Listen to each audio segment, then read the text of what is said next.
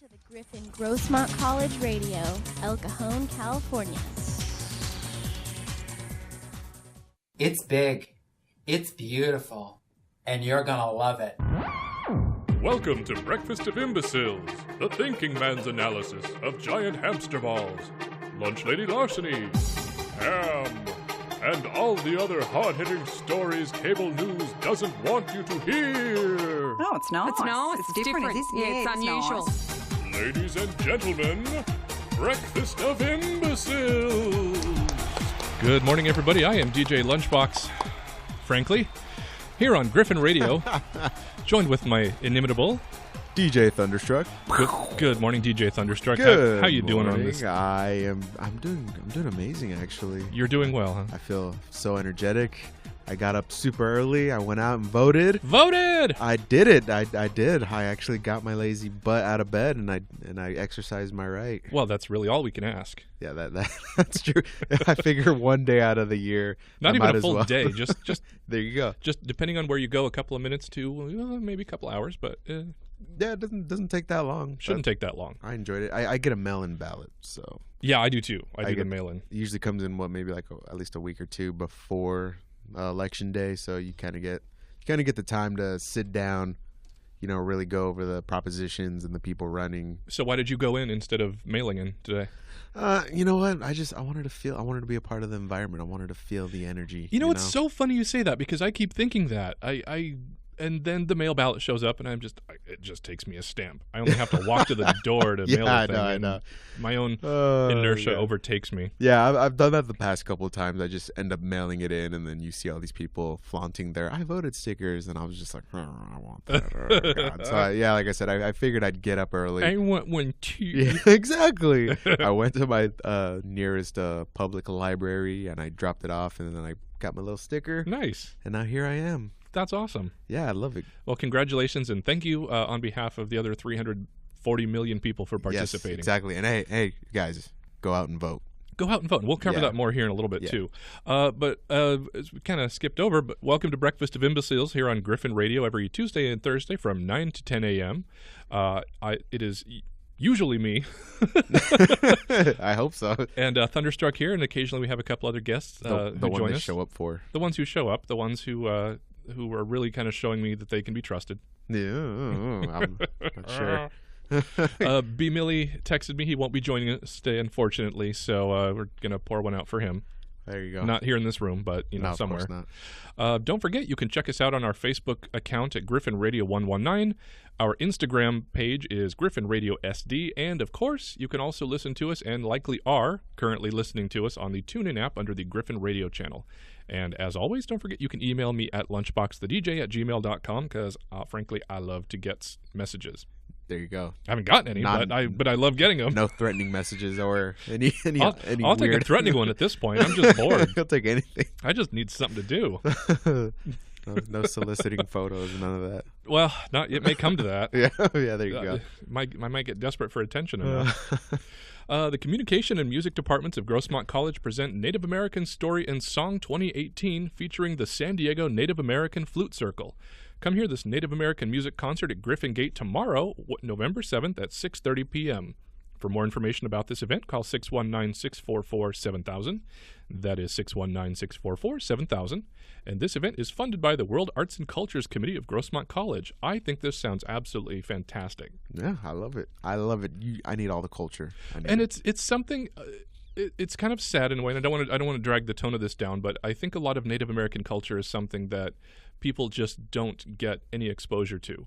Right. And even in an area here like San Diego that has such a incredibly rich Native American culture, we just don't really hear anything about it. We don't get enough, and that's on us that we're not looking out for it. We're not researching. We're not, frankly, taught a lot of it, at least when I was in school. Unless you are in college and take a specific course on, Native American history. Exactly. But, so come hear the music. It sounds like it's going to be a really fun event. Once again, it's tomorrow, November 7th at 6:30 p.m. here at Grossmont College. Get out of the house. Get out of the house. Go do something. Come hear some flutes. Hear my flute. Okay. I don't even know what that means, and I don't know. Frankly, I don't know half the time. The Grossmont College Dance Department is hosting Breaking Boundaries 2018, a student choreographed dance concert at 7:30 p.m. from November 8th to the 10th, so from Thursday to Saturday. Busy week we got going on here. Oh, yeah. The dance event will be held at the Joan B. Kroc Theater on 6611 University Avenue over there in La Mesa. For tickets, call 619-644-7766, 619-644-7766. Now, tickets are $14 by cash or $16 by credit card, so save yourself a couple bucks in the processing fees and bring cash. Bring cash. For once, because I know I never carry cash. I don't carry cash either. Go to the ATM. If I ever open my wallet and I find a single dollar in this, where'd you come from? Where'd you come from? I end up spending it just like right as I get it, so... it's always a momentous occasion. I have to find the nearest vending machine to waste it on. Well, and see, that's the fun thing about inflation is I can't find anything that takes that's only a dollar. That's true. It sits there aging comfortably in my wallet for a while. Oh, we're broke. Sitting there getting ironed out under my fat butt. And the Basket Brigade of San Diego has an event coming up on the 17th. I can't believe how fast this is coming. Oh, my goodness. I can't believe it. This whole semester in general is just flying by. Help host a community food drive. Get your friends, family, and coworkers involved so we can feed 200 Grossmont College families on the day of the event, again, which is Saturday, November 17th. They have a couple items they suggest here that they're needed for the quote-unquote perfect basket. Frozen turkeys, or a $20 gift card to buy a frozen turkey. Turkey roasting pans, boxed stuffing, boxed mashed potatoes, gravy packets or jars, canned corn, canned green beans, canned sweet potatoos, canned cranberry sauce, canned marshmallows. Oh, no, my I'm just God, kidding. so many cans. Bag of marshmallows. Yeah, a lot of Well, it stays fresher longer. 64-ounce bottles of juice, frozen whole pumpkin pie or similar, and I'll just say pecan pie. I'm not a pumpkin pie fan, but I'm not, you know what? is this going to be a contest here? No. I'm just saying, like, I'm a little fatty, so it doesn't really matter to me. Just shove a pie in my face.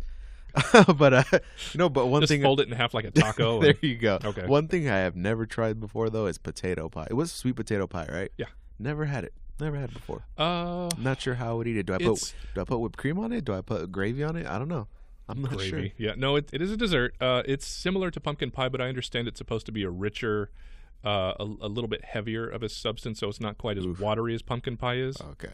No, I mean I mean that in a better way. It's richer. It's more pudding-like, I guess. Right. Less like a pumpkin pie, which is just kind of... I'll have to try it out then, maybe. So, yeah, be sure to help us out here. You are benefiting a lot of the Grossmont families here that desperately need some assistance this holiday season, because there's few things, well, there's a lot of things, but there's few things in this case worse than being left out or having a family and not being able to celebrate with them. Yeah, and like Lunchbox said, this event is coming up pretty quick, and then that means Thanksgiving right after. It's going to be here before we know it. So. I can't believe it. So if you can please donate any money or any of these foods, canned goods, we'd really appreciate it. Absolutely. And I'll give you a hug. Aw. Courtesy of DJ Thunderstruck. You're going to sign somebody's arm too while you're at it. Please don't let that stop you from donating. That was a joke. So with that, I figured we could just jump straight into some of the other stuff we wanted to talk about today.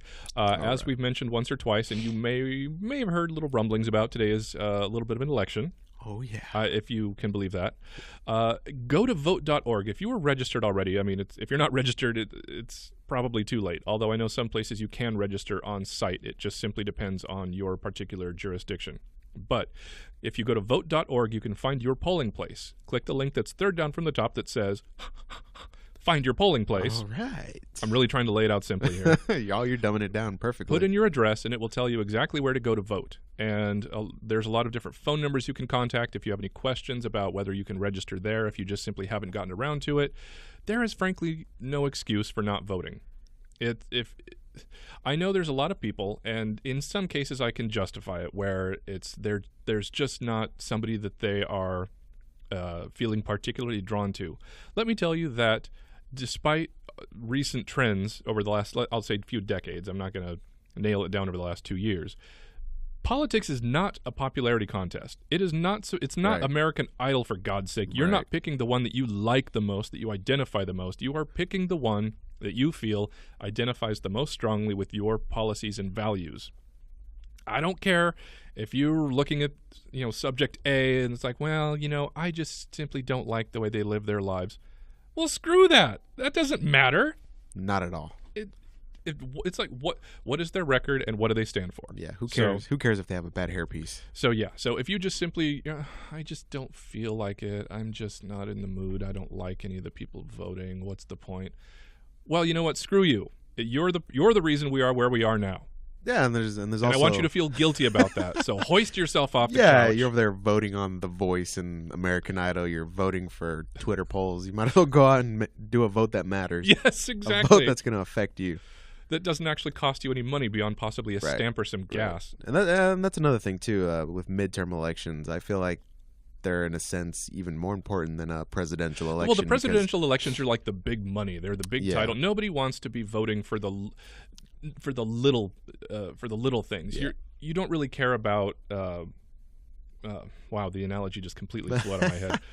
You don't really care about the smaller tier where you've got 500 people and they're all running for little piddly things that aren't glamorous, like dog catcher or whatnot. You want to have your name on the president or Senate, the big ones.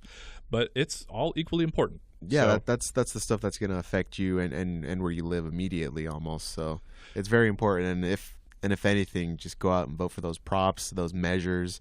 It's very good to go out there and get involved. Go do it. Absolutely. Don't be lazy. And at this point, also too, if you actually do go out and vote, then you'll have that sort of smug happiness on your face when you watch the news tonight and they're talking about how many 60% of the country still hasn't gone out and voted. You don't have to be I'm not part of that. I did my part. I voted. Exactly. Well, with that, I actually had a little list here to go over to sort of discuss the ennui, because people are always talking about, my vote doesn't count, my vote doesn't matter, and this and that. And, I want to be realistic. In some cases, that's true, because if, say, you vote for candidate A and your, sister votes for candidate B, then, your votes are negated. But it's all about statistics and the avalanche of numbers. So I have a small list here about a few U.S. Political races that were run that were settled either by one vote or just a small handful of. So with that, I would like to cover this right now. In 1971, the initial vote count had Republican William Moss ahead of Democrat Jim Birch by one vote for the 6th at-large seat in what had been a 6-member district. But then a 3-court judge ruled that one of the ballots was defaced because the names of the 2 candidates were crossed out with the notion, "Do not desire to vote for these 2," written in on the side. They did this even though the person who cast this vote, which was known because it was signed as an absentee ballot, testified that he had intended to vote for Moss. Throwing out the ballot created a tied vote, and the names of the 2 candidates were placed in a sealed envelope, and a blindfolded election board chairman plucked one from a silver cup. So because insufficient people were voting for their it literally came down to a game of chance. I hate that in those senses. I remember a case about something like that being decided by a coin flip. Oh, there's a few of those in here. And that's insane. That's insane. Incumbent Frank Wegeman found himself in a tight election after a hospitalization left him unable to vote in his own election. 2 numbered balls were placed in a black leather bottle, and the first one to roll out was the winner. Wow. They're getting creative with it. Yeah, a leather bottle? I don't know what that is. In 94, Republican Randall Luthi and an independent candidate Larry Call each received 1,941 votes in a state House race in northern Lincoln County. On live TV on NBC's Today Show, Secretary of State Kathy Carpin drew a ping pong ball with Luthi's name out of Governor Sullivan's rumpled cowboy hat. So again, not enough people voting, and it came down to literally a game of chance. Whose name was going to be drawn out of a hat? See, your vote matters. In 2002, Ed Mitchell defeated Kevin Ency by one vote, 5,870 to 5,869. Adding insult to injury, one of Ency's friends admitted they never got their ballot mailed. He left his ballot on the kitchen counter and never sent it out. Oh, wow. Now, see, there's a point here. These are going to get more and more recent because this isn't like old history. This is something that's happening now. In 2006, after a recount, a state Supreme Court challenge, and wrangling over 5 disputed ballots, the race was decided by a coin toss using a special coin with a walrus on one side and the seal of Alaska on the other. Bryce Edgman was the winner of the coin toss, who went on to become Speaker of the Alaska House of Representatives. Wow. There was only 1,500 votes cast in that particular race. Jesus. In 2010, after Peter Durant was initially declared the winner by 1 vote, Judge Richard T. Tucker ruled that 1 absentee ballot was initially discarded and now should be counted for Geraldo Alicia, creating an exact tie. 6 months later, a special election had to be held where Durant beat Alicia by 56 votes. There you go. Okay, well, that one, now I can't really complain about as much. Well, I mean, 56 votes, but I mean, there was a total of 6,500 votes cast. Yeah. So... That's interesting. But again, it was down to they had to do a whole special election because there just simply wasn't enough going on there. I guess it's better than a coin flip. In 2017, last year, the initial vote count had incumbent Republican David Yancey ahead by 13 votes. After a canvass that included provisional ballots, Yancey's lead was cut to 10 votes. Following a recount, Yancey trailed Democratic challenger Shelley Simmons by 1 vote out of 23,215 votes. After review by a 3-judge panel appointed by the Virginia Supreme Court, a disputed ballot had been excluded as an overvote was instead counted for Yancey, and the race was certified as a tie, with the candidates to draw lots as a winner. On January 4th, 2018, the names of each candidate was placed inside a film canister. Both canisters were placed in a bowl, and 1 canister was drawn at random by a state Board of Elections chairman, James Alcorn.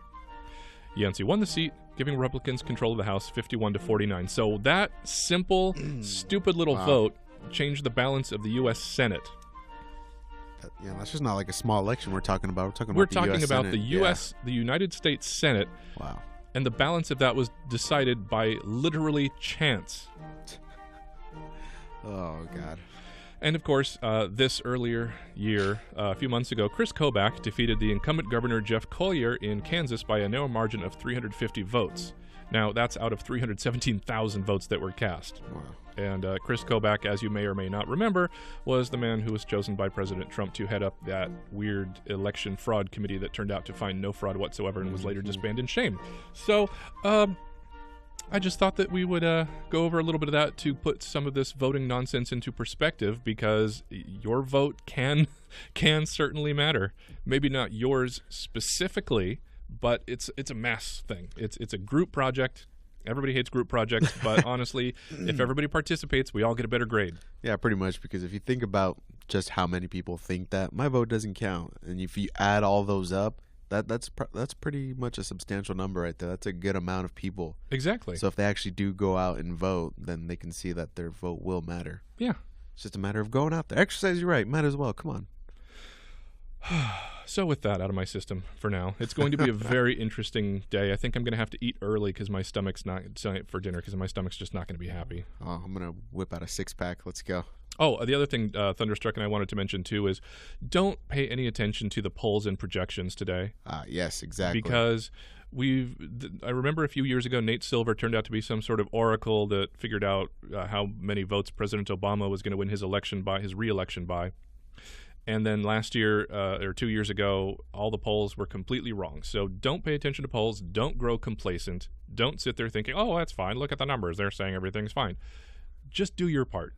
Exactly. Polling is no more accurate than predicting the weather. There are models, there are mathematics that can be used to indicate the way certain things might go, but they are not proof. Yeah, there's the only confidence you should have is in your vote, not the polls. Exactly. Because they can always sway them to favor a certain candidate. Well, and some people also could. Polls are just simply opinion pieces. So there's been some instances of people who were specifically answering. What was I going to say? They were like giving not the wrong answers, but they were giving answers to skew polls. Okay. To throw off the data. Thank you. There you go. So with that too, I was going to say, did you see all those stories going around that the kids at SDSU being hospitalized with meningitis? No, I did not, but I am interested. So go contact your student health services department and find out where you can get your antibiotics shot. Meningitis can be contacted through saliva, so if you're one of those party people who really gets around and you're friendly, yeah, go get your shot. The symptoms are fever, headache, stiff neck, nausea, vomiting, photophobia, which for you other people who don't know that word, I was going to come up with something pejorative, but I decided that's just not nice. This is an announcement here. Photophobia is when your eyes are more sensitive to light than they usually are. Also altered mental status and confusion. And I mean, I don't know how you would tell you have meningitis versus just simply being a college student, but because it sounds like being hungover. Oh, man. But I wonder how long you've had meningitis. This sounds like you for the last 12 weeks. You know what? It's just I've been going through a lot, I guess. Apparently, I'm doing too much partying over at SDSU.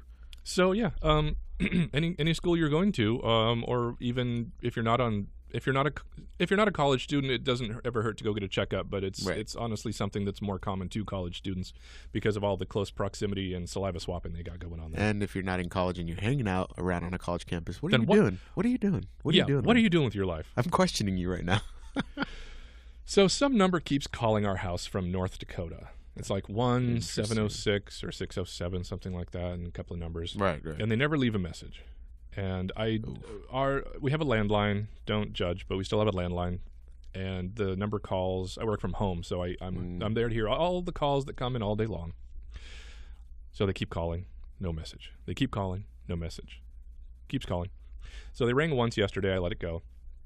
Around noon, 1 o'clock or so, they rang a second time. This time, I finally picked up the phone and went, "What?" Yelled at him. "You've called 7 times, haven't left a single message. What?" Wow. Long pause. Click. No, no answer. Wow. 4 hours later, they call back again. Jesus. So I pick up the phone. "Oh, we're doing this again now, are we? What?" Long pause. Bing. So hopefully they'll stop calling. I don't know if it's some sort of polling company or what, but it's like, for God's sake, leave a message. They're if animals. If you call my house 3 times or more, and I don't know who you are, and you don't leave a message, the next time you call, I will scream into the phone at you. Sounds reasonable. My man, being the peacemaker that he is like, well, you shouldn't do that. It might be some family member we have back east that's calling, because they're in, I don't know, prison or something, and they're making a collect call. Like, I'm pretty sure I would know if we had anybody who was in prison, but so. Oh God. I'm just kind of surprised that you actually got a human on one of those calls, though. Nowadays, it's all those robocallers. No, I don't know if I got a human. It was just a long pause, so I don't know if the machine was simply had some sort of algorithm to recognize anger on the phone, or if it was some dude going. Because I'm just under the impression as soon as you start speaking like clockwork, it just starts playing. I don't know. I don't know what that's all about. Yeah, at least back in the day, you could kind of have fun and troll those darn spammers. Oh, I still do. I will if I have the chance. That's a whole different story. I'll go into that later. That's a fun one. We're going to take a little break here on Griffin Radio. This has been Breakfast of Imbeciles, every Tuesday and Thursday from 9 to 10 a.m. I'm DJ Lunchbox with DJ Thunderstruck. And we will be back in just a few minutes.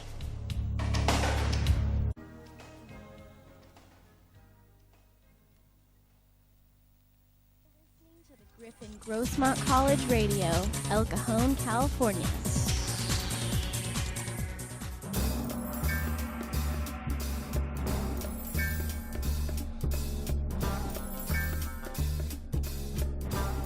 Oh yeah, it's good, isn't it? This just makes me want to knit, right? Yeah.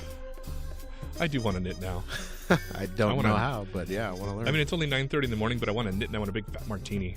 You know what? You're gonna make me have a problem. I want to go home and drink now. Oh, God. How have I been contributing to that? What a bad influence. Drag your butt in here hungover once or twice a week. It helps. Drinking helps with the hangovers, actually. Welcome back, everybody, to Breakfast of Imbeciles on Griffin Radio. I am your host, DJ Lunchbox. With DJ Thunderstruck. And we figured we could just jump straight into the news here because why not? Because we can. Yeah. Because we can, and frankly, somebody could definitely stop us. There's several people. Just try. One person I know listening who's got his finger on the fuse box downstairs, so... We hope he doesn't. Please, sir. From your lips. Yeah, exactly. So I figured we could just go straight into this. Alan Abramson lived in a... Okay, now this is a little bit of a long story, but just bear with me because there's kind of a point to it. Alan Abramson lived in a $900,000 house inside the gates of an opulent country club within walking distance to the ocean with his wife, Linda. On January 25th, a surveillance camera at the community's North Gatehouse captured Abramson's last living images. He seemed to be carrying something in his left hand, police noted, but it was too dark to make out what it was. Exactly 37 minutes later, the surveillance camera recorded the sound of a gunshot and then silence. And the thunder rolls. And the thunder rolls. Oh, God. The dog found Abramson just before 7 a.m., police wrote. The dog jumped off a golf cart and ran over to the body, which was lying in a palmetto-lined field near the walking path, maybe 300 feet past the gate. He still had his wallet and his phone, though a binder clip he commonly used to carry several $100s in cash was empty. A watch that his wife said he usually wore was also missing. The index finger of his left hand was extended, detectives noted, before the body was carried away for an autopsy. A week and a day after the body was found, police offered a $3,000 reward for information leading to the suspect's arrest. Abramson's friends later chipped in to increase the amount, but not a single tip came in, according to the police. However, okay, this is where it gets interesting. I know, it's a long trip here. I'm intrigued. However, a preliminary search of Abramson's emails turned up a curious email regarding an order he had placed on Christmas Day last year from an online science supply company. A weather balloon, $55, 600 grams, 1 count. Mm-hmm. Detectives later drove to a local hardware store and came back with a copy of his receipt for a 40 cubic foot helium tank. According to the police, Detective Brian Boehm theorized it wasn't a homicide but possibly a suicide, an investigator wrote in the report. They theorized he tied a gun to a string, attached it to the weather balloon, and once the shot was fired, the weather balloon ascended, carrying the weapon from the scene of his alleged suicide. Oh, wow. Later, police were able to access his phone and web searches dating back nearly a decade. As excerpted in the police report, the search queries told a story that now made sense to the detectives. Searches that he had looked for were suicide, how to commit suicide, life insurance, suicide, and undetectable suicide methods. Wow. Police fed the weather conditions into the Palm Beach Gardens on January 25th when the killing occurred into a simulator. The result, they wrote, was that if he had inflated his weather balloon and tied a gun before dawn that morning and then walked out to where the body was found beyond the gates and shot himself point blank in the heart, gusts of wind would have carried the evidence somewhere north of the Bahamas before it fell into the Atlantic Ocean. Wow. Isn't that wild? Wow. Now, Okay. I don't know what was going on with this guy. It was a very long story, and I kind of boiled down the salient details. I don't know what was going on and what drove him to supposedly kill himself. But I want to go out that way, leaving a big freaking mystery for the community just like, to what solve. Happened? I want Nancy Grace, thumping her big old fist on the desk. What happened to him? Wow. Well, I wonder what was happening in his life, though, that he decided to go through all that trouble. I don't know. Jesus. Isn't that weird? Wow. I just found that fascinating. So I'm assuming he staged this to look like kind of like a homicide, right? To hopefully let his family take his life insurance. Well, that's what they're believing is that their thoughts are that he killed himself to make it look like a homicide, so that then he apparently could get the life insurance money for his family. Right. But he just wanted to check out already. He was just ready. He had wow. Apparently he had a couple of reasons going on, but I just found that just so interesting. Poor guy. Wow, that's creative, I guess. I never heard of that one before. He definitely put a lot of thought into that. I mean, I would think if he had a $900,000 house that he had a little bit of brain going on there. So, yeah, that is true. Well, wow. That's, I don't know whether to like applaud this man or like kind of go, oh, I don't think it's an and/or situation. I think it's give him a pat on the back and just, sorry, buddy. Yeah, good luck. Nice try. Oh man. Authorities say a man has been arrested in Southern California after deputies found about 800 pounds of stolen lemons inside his car.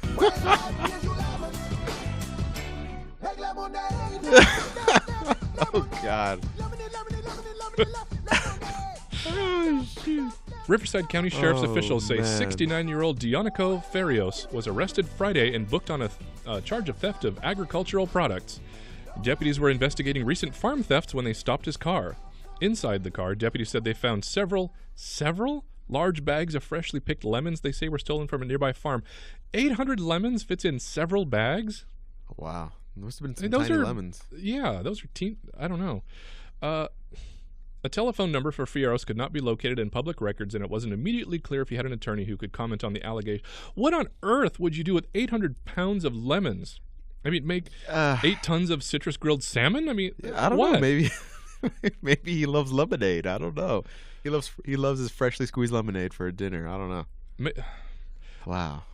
If this were a story further back in the past, not earlier this year, I would theorize maybe he worked for Michael Jackson, who was just needing a little extra skin whitening, a little citric acid to rub on there. That makes sense. 800 pounds. Outsource it. Yeah, there you go. Can't be traced back to you. 800 pounds. Okay. My question is, how long did it take him to pick 800 pounds worth of lemons and get them into his car? Man. And B, did the detectives happen to maybe see his car riding a little low on the suspension? I have no idea. Does it say anything about what he was trying to do with these lemons? No. That's the thing I want to know the most. The brain teaser. What was the end game here? Oh my God. What's the plan? Man. Jesus. A Wisconsin man thought he had come up with a way to creep under the skirts of women and take some invasive photos using a camera attached to his shoe.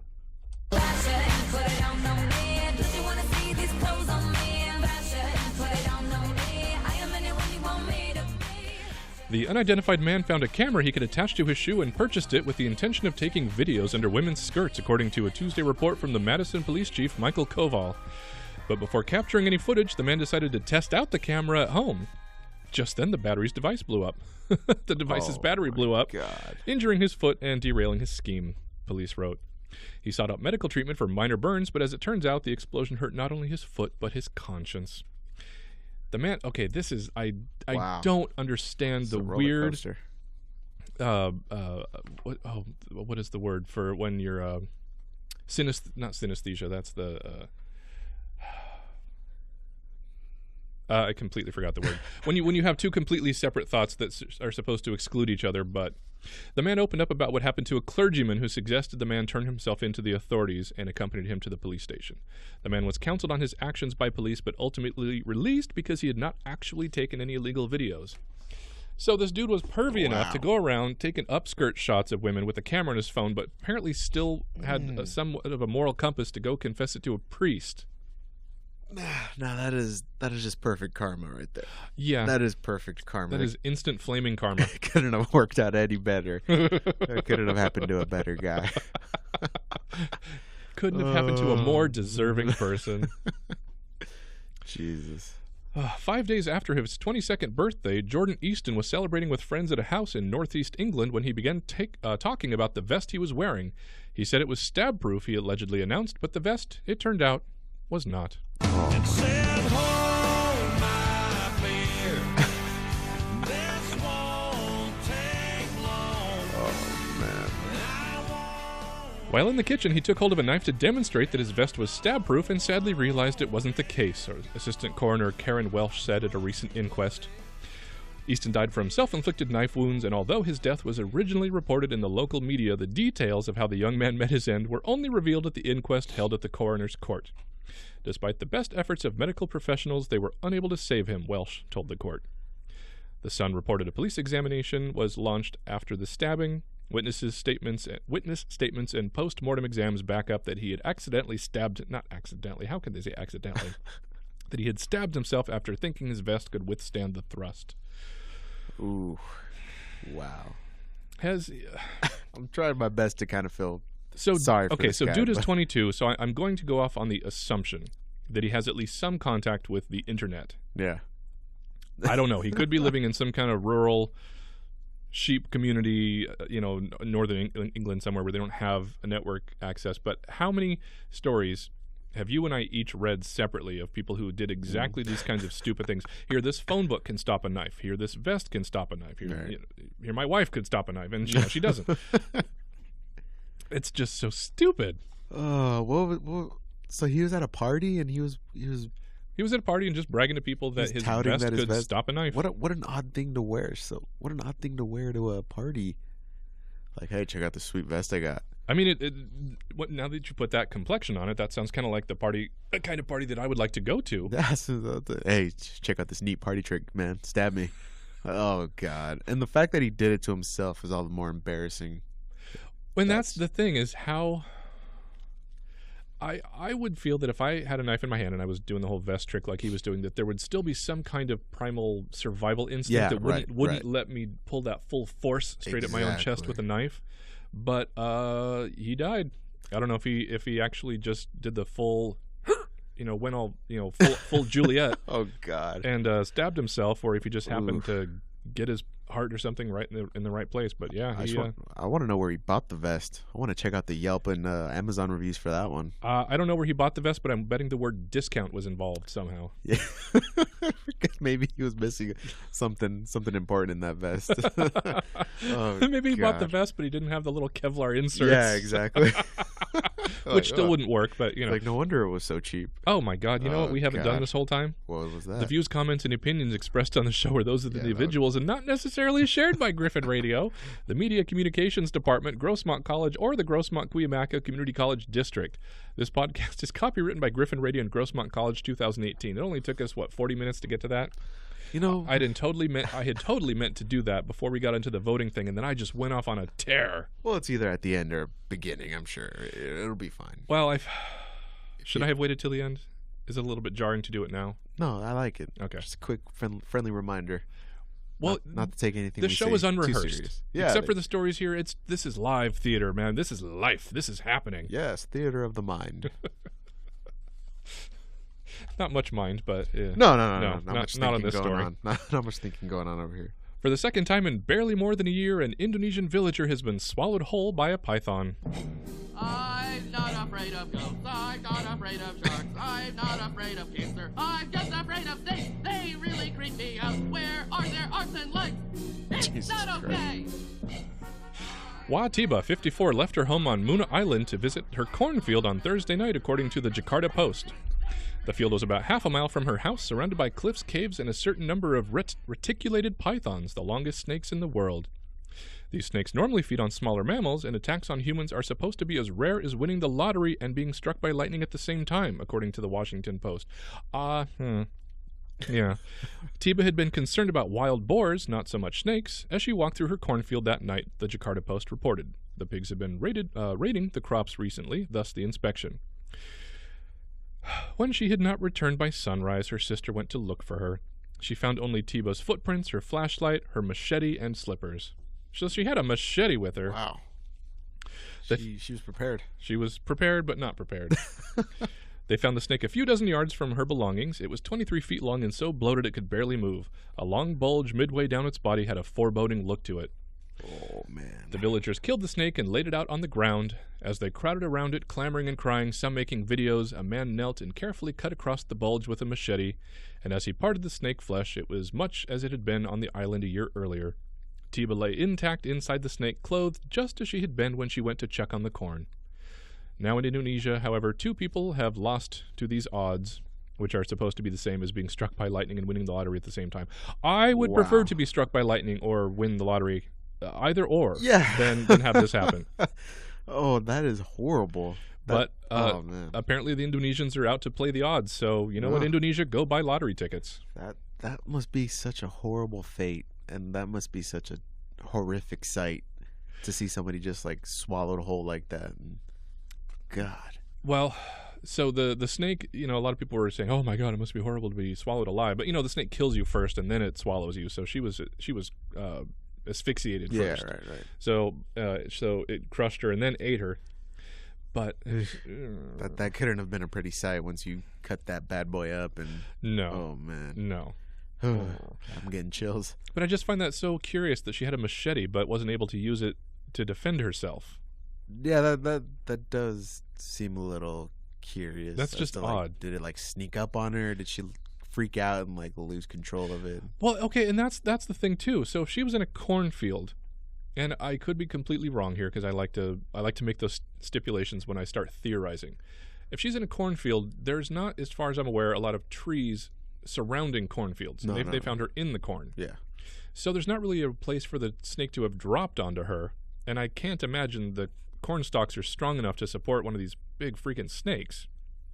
So, did it somehow trip her, or like race at her and then sort of spiral up her legs or something? I mean, that's just I don't understand that. That's probably the only thing I could think of is maybe like it snuck up on her and like it jumped at her and like started wrapping her up and. But wouldn't your first instinct to be, if something was coming at you at night in the wilds, wouldn't your first instinct be to swing your machete at it? That is true. Maybe she was just so shocked, like you said, it was so unlikely that she came prepared, but she wasn't prepared. You know, she wasn't expecting, to be attacked by. Oh man. That's why. I mean, what terrible luck. I mean, that poor woman. But yeah, come on. And I mean, in that same kind of vein, wild boars, they're not to be messed around with either. Yeah, I don't know. I don't know if she was thinking she was going to go chase them off, but wild pigs are not. They're not polite little Charlotte's Web Wilbur kind of creatures. Yeah, if she didn't, they'll charge you. If she didn't stand a chance with a snake, I don't think a machete would have done much against a charging boar. Yeah, so I don't know what her end game was, but I wouldn't even like those odds.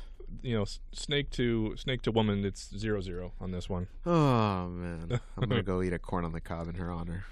Oh, this story made me so happy. I laughed out loud so hard, so hard. All right, let's do this. When Douglas Peter Kelly phoned sheriff's deputies to tell them he'd been sold the wrong meth, they offered to test it for him. Oh my God. Yeah. Jesus Christ. Oh my God. Stupid. Jesus Christ. Kelly called the Putnam County Sheriff's Office on Tuesday to say he'd bought what he thought was methamphetamine, but after smoking it and having what he called a violent reaction, he suspected he'd been given the wrong substance and wanted to press charges against the person who sold it to him, deputies said in a Facebook post. Wow. Detectives told him they could certainly test the drug for him to ensure it was meth, and the authorities said he took them up on their generous offer. In an effort to ensure the quality of the drug the suspect purchased, detectives told Kelly if he came to the sheriff's office they could test the narcotic, said the post from the Putnam County Sheriff's Office. Kelly drove to the sheriff's and handed the detectives a clear, crystal-like substance wrapped in aluminum foil. The substance field tested positive for meth, the drug Kelly did intend to purchase. Kelly was then arrested. Wow. The 49-year-old was twist. charged with possession of meth and walked over to the jail. What a twist. Who would have thought that was going to happen? Talk about fish in a barrel. They didn't even have to leave their building for that. They probably didn't have to get up out of their chairs. That must have been a good day. Now, additionally, part of the same story I found was hysterical. Another police department over in Ohio actually posted a quote-unquote warning on one of their Facebook pages about meth that could be contaminated with the Zika virus and offered to test it for free. The post read, "Warning, if you have recently purchased meth in Preble, Montgomery, Darke, or Butler counties, it may be contaminated with the Zika virus. Please bring it to the police department and we will test it for free. If you're not comfortable coming into our office, please contact us and we'll test your meth in the privacy of your home. Disclaimer, methamphetamine can't be a host for the Zika virus." Oh, God. That is just... Well, I mean, oh, God. After that, you just kind of got to... Wow. Remember, the post said, our detectives are always ready to assist anyone who believes they were misled in their illegal drug purchase. You just can't be mad at that. Like if you're foolish enough to fall for that, it's kind of awesome. That's just I mean, might as well. Like you said, you're just fishing and fish in a barrel, man. That's too easy. Yeah, I mean, how brilliant is that? That's too and easy. It didn't cost them anything. No, just, hey, you know what? Post. You think you bought some illegal drugs that aren't what you really bought? Oh, Bring them God. down. We'll check them out for you. That's just kind of sad that there's people out there that actually fall for that. And the dude was so on the hook for it. I mean, he already said, I bought it. Right. I tried it. I was trying to buy it, and I thought it was meth, and I want you to test it for me. So, I mean, there's nothing else.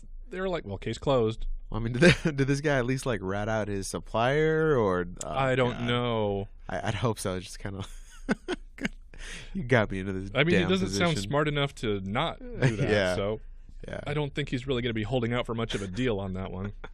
Oh, like, my well, we God. don't really need anything from you, so Oh, we got charges already. Jesus. Demi Sweeney, who lives in England, got creative last week when one of her worst fears appeared before her eyes: a spider. Sweeney has pronounced phobia of spiders and regularly loses sleep just thinking about the 8-legged crawlers, she said. Kill it, you know we about to kill it. Kill it, you know we about to kill it. Kill it, you know we about to kill it. I don't like where this is going. Her housemates were not home, and none of her other friends were around, as it was the end of the academic school year at Bournemouth University, and they were all busy studying or had left for the summer. She called a friend on a phone who suggested she order food delivery and see whether the driver would do her a solid and take care of the spider. Brilliant idea, she thought, but would it work? So she called a food delivery company. I don't like where this is Hi, going. it sounds silly, but I have kind of a serious question. She wrote to the customer service folks at Deliveroo, that's hard to say, restaurant delivery service. I have a huge phobia of spiders. Then asked then asked the representative if she ordered food, would the driver get rid of it? Customer service representative responded, "You can most certainly request this." But the rep added, "No guarantees because the driver may be more afraid of spiders than she was." Yeah. She meant to order one KFC meal, but was so flustered that she accidentally ordered 2. When the driver showed up, a guy named Joe, with her food 20 minutes later, she made the request calmly, trying not to sound loony. He laughed and told her he didn't like spiders either. She then said, "I begged him, telling him, 'Please, you have to help me. I only ordered food for your help,' she said." He decided to help her out. He climbed on a chair and swatted it, and it fell to the ground. He followed it and ended up flushing it down the toilet. "I can't believe the plan actually worked," she wrote in her email. "I thanked him so many times. I literally could have hugged him. He's a hero." And she said she was afraid to use the toilet for the rest of the day. Wow. Well, I guess happy ending. Wow, that's for once. I got to tell you, man. I would not want to have one of those Grubhub drivers coming to my house. Now, to be honest, they have all been really nice guys. Right. But there's a fair amount of them that just walk up marinated in cologne that I can smell all over the bag of food when I bring it into my house. Oh, man, I've yet to use one of those services. But whenever I have a pizza delivery, man, I mean, they're always cool. They're always chill. Well, next No time, see if they'll complaints. kill a spider for you. You know, I think I can handle that on my own. Throw in a You little know, I tip. think Yeah, but that's the whole beauty of the food delivery thing is you don't have to do anything. maybe I'll just, hey, can you unclog my toilet while you're here? God. Can you tie Use some dishes, Can you tie my shoes? sweep my floor. Hey, the trash needs to be thrown out. There's a nice tip in there for you. Can you help me with my taxes? Just see how far you can get away with their customer service. Oh God, poor delivery people. Oh! Can you imagine the things those people see? Yeah, I can only imagine. Years ago, I worked at Best Buy, and some of the people that I worked with had also worked at Pizza Hut as delivery and management and stuff. And some of the horror stories they used to tell us about the homes that these people would that they would see when they would drop off these pizzas. Like one guy would bring a pizza, open the door, and the woman basically opened the front door, and this carpet of roaches just kind of float out. And you're just like, oh God, ugh. Oh, that gave me the All chill. the hair on my neck just stood up. I just quivered. Oh yeah. Ugh. Oh man, that does not make me happy. That is horrifying. A recent report contests claims that use of sex bots is healthy. What's wrong, honey? Why don't you come lie down with me here in my magnetic inductive, recharging alcove and tell me your troubles while I stare raptly at you with my mobile, perfect face. Oh God. Battery at 17%. You have 3 new messages. That is horrifying. One of the most expensive consumer robots under development, a machine named Harmony, is a $15,000 union of silicone curves and silicon chips, part of an estimated $30 billion industry. Wow. Harmony has software that remembers birthdays and can quote Shakespeare. 2 things that I find so hot. Might as well while you're doing your business. That gets me damp. Oh, please quote Romeo and Juliet. Harmony is also equipped for intimate human-robot relations. Sex doll maker Realbotics is in its marketing materials bills Harmony as the quote perfect companion. In an interview published last year, Duncan Hines. Now I want cake. Douglas Hines, chief executive interactive sex doll maker True Companion, told the Foundation for Responsible Robotics, yeah, that sounds like a real thing. Roxy, with 3 X's. Roxy, our sex robot, provides what every adult needs: unconditional love and support. The ability to feel the loving embrace of a lover is the right every adult should be granted. We provide a solution to help adults meet their social as well as sexual needs. But Healthy Companionship is too bold a claim to make about sex robots, warn a pair of doctors in a report published Monday in the BMJ Sexual and Reproductive Health Journal. Chantal Cox-George, a doctor at St. George's University Hospitals in Great Britain, and Susan Bewley, an obstetrician at King's College in London, scoured medical literature for reports concerning the health aspects of sex robots. No primary research data on sex robots exists, they concluded. We advise that sex bots shouldn't be used in medical practice, at least not until that forms part of a robust and ethical research. So there's companies coming out with their $15,000 fleshlights. Oh. And saying, yeah, these are it remembers your birthday. It'll talk Shakespeare at you, and it's a perfect substitute for real human companionship. And these doctors are coming out saying, yeah, there's been absolutely no research performed on this whatsoever. So quack quack quack. That is horrifying. And to think that there's people out there that just have like 15,000 to burn on one of these. Could you imagine? That is horrifying. Okay. That thing better be able to cook me dinner for that much money. Well, it's probably got a George Foreman grill in the back. Just ready to cook some burgers while you're doing your business. Exactly. Oh, that is disgusting. And maybe awesome in the stomach stomach or something, it's got a heating element. You could just fry an egg on.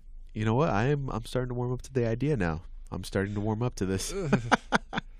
Well, that's good because the robots are not warm. You have to preheat those. Yeah, all right. You got to plug them in first, and that makes sense. Let them go through their startup cycle. And I'm assuming that they're not self-cleaning. You still have to clean them up after I assume yourself. you still have to go out and change their fluids every 3,000 miles or whatnot. Yeah, okay, of course. Wow, that is just...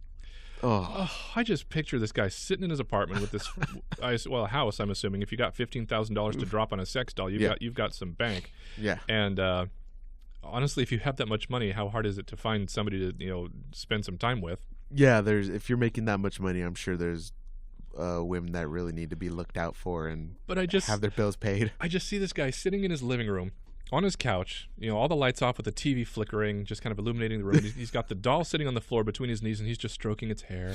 Oh, that's just horrifying. He's got a brush, and he's just combing her hair. That is horrifying. Yeah, I feel bad for the guy, though, who can't really afford this, and he's out here taking a loan out just to buy one of these. Oh. He's putting a mortgage on his house. So he may not have money, but he's probably got heart. he needs more than that.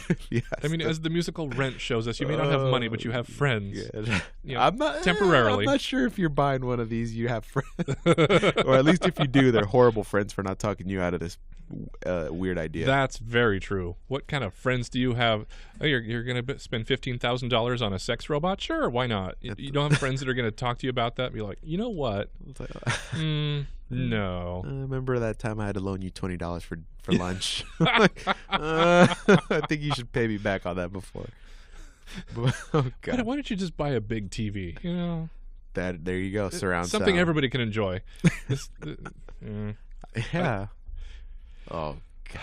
Police say a 22-year-old man showed up at a Southern California police station and confessed to breaking into a Taco Bell because he was drunk and hungry. Taco Bell, can you feel your taste buds tingle? Yeah. All right. Lieutenant Pete Hatema says witnesses gave a description of the suspect in the break-in early Saturday in Pasadena, and a few hours later a man matching the description admitted to the crime. The suspect told police he had been drinking and wanted a snack, so he broke into the restaurant to eat taco shells. Okay. All right.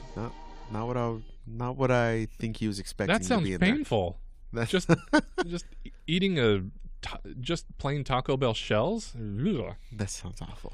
The San Gabriel Valley Tribune says Jose Cruz of Pasadena could face charges including criminal burglary, and he's held on $20,000 bail.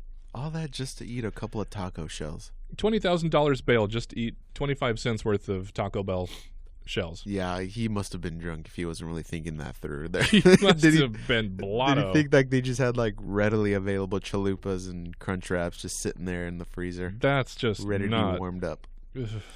Well, okay. Now that actually, I'm thank you for mentioning that, because I remembered I wanted to say if he was breaking into, so he says he broke into the Taco Bell because he wanted to eat shells, and I'm already thinking, wouldn't it have just been easier to go down to a 7-Eleven and run off with a bag of Doritos? Or corn chips or something. That is true. Or like I said, the fact that they're just taco shells, you could have just gone to any supermarket. And yes. Just I don't know. The El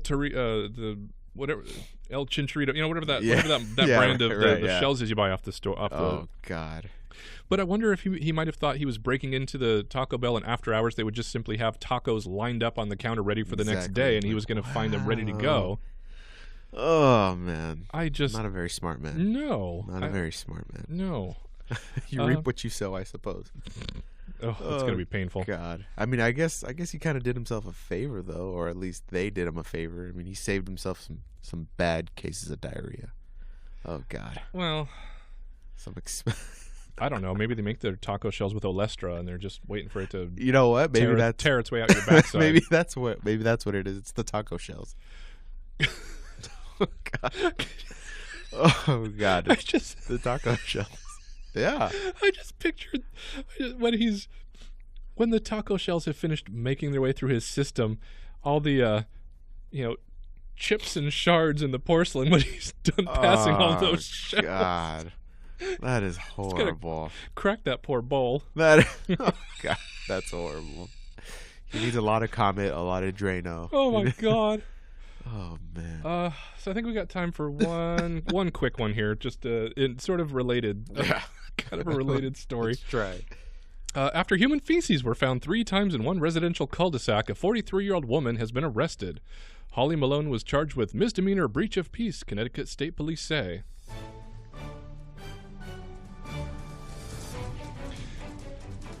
She's been brought to justice. Oh, God, this music.